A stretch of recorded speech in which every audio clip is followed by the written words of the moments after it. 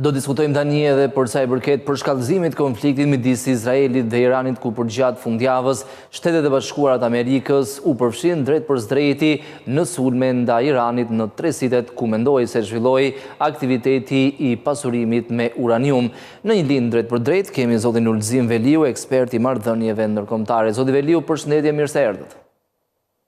Përshëndetje, faleminderit për ftesën. Atëherë, sikur se tham, përgjatë fundjavës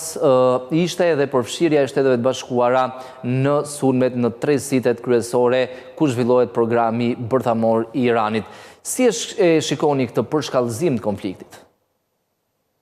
Me thënë të drejtën, një gjë e tillë është pritur që nga momenti kur me bombardime filloi Izraeli kundrejt Iranit, kishte lëvizje të forcave ushtarake amerikane me disa aeroplan apo edhe me aeroplan bajtëse që u ofruan fillimisht në Qipër, pastaj edhe në vendet për rreth krizave, dhe ishte diçka që është pritur momenti se kur do të ndodhë një gjë e tillë. Unë uroj që udhëheqja iraniane të ketë kuptuar mirë mesazhin nga Shtetet e Bashkuara të Amerikës dhe ata të ndërmarrin hapat e duhur apo ajo çfarë është kërkuar nga Shtetet e Bashkuara të Amerikës në mënyrë që të mos kemi përshkallëzim të situatës, e cila mendoj se do t'i kushtoj më së shumti Iranit, qytetarëve të Iranit, por edhe udhëheqjes dhe liderëve të tyre,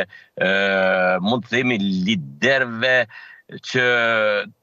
të një vendi totalitar dhe një udhëheqje totalitare, pra ajo mund të vazhdoj pas 2 javës, në qoftë se ata nuk do të marrin hapat e tyre drejt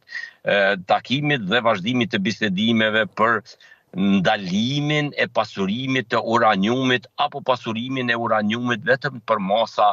për nevojat e tyre energjetike, por jo edhe në për masa më të mëdha. Ndërkohë, zoti Veliu, në këndvështrimin tuaj, ju e thatë që Irani duhet ulet në bisedime të paqes, por në anën tjetër,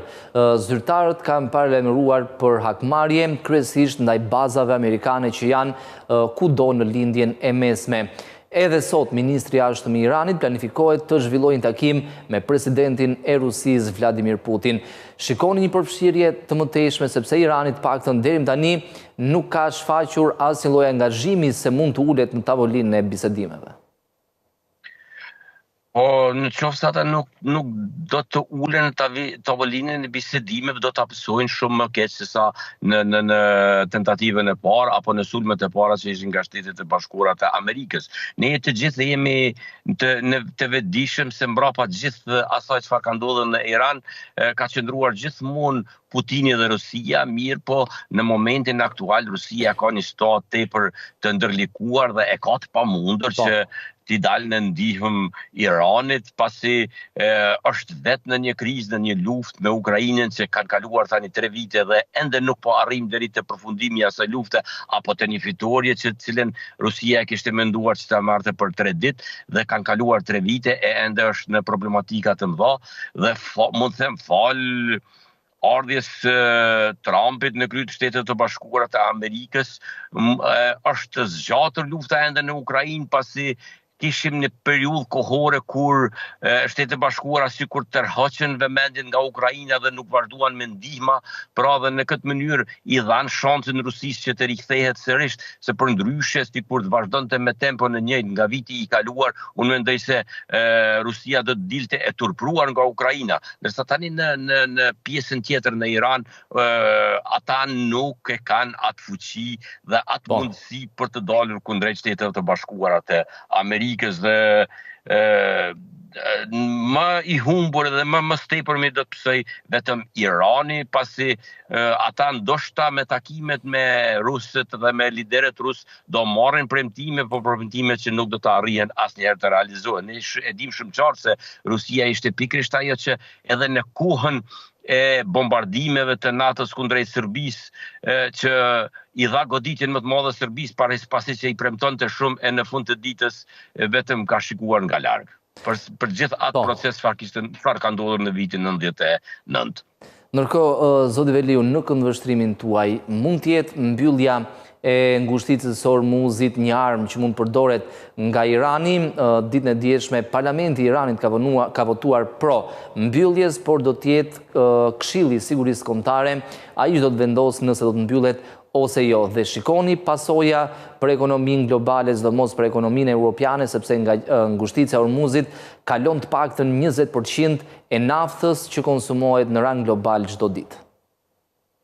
Po me thënë të drejtën që në ditën e parë të fillimit të bombardimeve nga Izraeli, kemi vërejtur edhe këtu në Gjermani ku unë jetoj, me njëherë kemi pasur ngritje të çmimit të naftës dhe produkteve të tij, kështu që pasojat e luftës jemi duke i vërejtur qysh tani. Ndërsa në rast të mbylljes së atij kanali, atëherë ato do të shkojnë drejt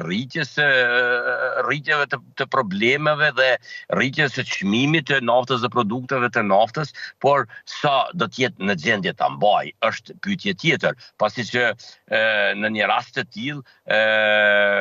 sulmet dhe agresioni i Shtetet e Bashkuara të Amerikës, por edhe Izraeli do të jetë më i fuqishëm kundrejt Iranit. Ata duhet një gjë të tillë ta mendojnë shumë mirë për të marrë një vendim të tillë, pasi që do të jetë me pasoja të mëdha për jo vetëm për Iranin, por edhe për gjithë rajonin. Irani është një vend që tani që nga vitet 70, nëse s'gaboj 78-79, është në sundimin e Homeneive të kësaj klase papërgjithshme politike, diktatoriale, pra një vend që për një periudhë të gjatë njihet si jep i civilizimit botëror, pra Persia e lashtë, ndërsa tani e sa vite e vuajnë edhe qytetarët e saj. Dhe unë pres që në një të ardhme të afërt të ketë shpërthim të brendshëm dhe do të vazhdoj me protesta kundër regjimit aktual në Iran, dhe do t'ja bëjt pamundur për të qëndruar edhe jo vetëm bombardime nga jashtë, por edhe presionin nga brenda. Pra do të ketë edhe një kryengritje, nëse më do të quajmë kështu, të popullit nga brenda, sepse u nis me sulme kundër pikave që mendohet se zhvillohet aktiviteti pasurimit me uranium, si nga Izraeli ashtu edhe nga Shtetet e Bashkuara, dhe tashmë pas sulmeve të Shteteve të Bashkuara të shtunën duke u gdhirë diel, si Donald Trump, ashtu edhe Netanyahu kanë kërkuar edhe largimin e regjimit në Iran. Mendoni se një skenari i tillë është i mundshëm? Po, sipas asaj çfarë unë kam parë dhe kam lexuar, që një gjë e tillë është e mundur dhe është një skenar i tillë i para përgatitur. Mirë, po është vetëm momenti se kur do të kemi një kryengritje të fuqishme popullore, pasi që edhe vetë populli iranian është duke vuajtur tash e 30, tash 40, mund të themi 40 vite të plota prej kurse janë Homeneit në pushtet në Iran. Dhe është një rast i mirë se është fakt që Shtetet e Bashkuara të Amerikës dhe Izraeli një sulm të tillë nuk e bën për të çliruar popullin nga diktatura, por një sulm i tillë është bërë që të mos i lejohet Iranit të ketë armën bërthamore, pasi që të gjithë ne e dimë se Irani është një vend që ka marrëdhënie shumë të mira me grupet terroriste që veprojnë në atë zonë, sidomos me Hamasin dhe me grupe të tjera, dhe është sponsor i luftimeve të tyre. Dhe në rast të arritjes deri te bomba atomike nga Irani, do të jetë rrezikshmëri e lartë për të gjithë rajonin, por edhe për globin, se një armë e tillë pastaj mund të kalojë edhe tek grupet terroriste që veprojnë në atë rajon. Dhe një gjë të tillë nuk ka mundësi ta lejojë Izraeli e as Shtetet e Bashkuara të Amerikës të ndodhë, pasi që në këtë rast kanoset edhe vetë ekzistenca e shtetit të Izraelit. Ndërsa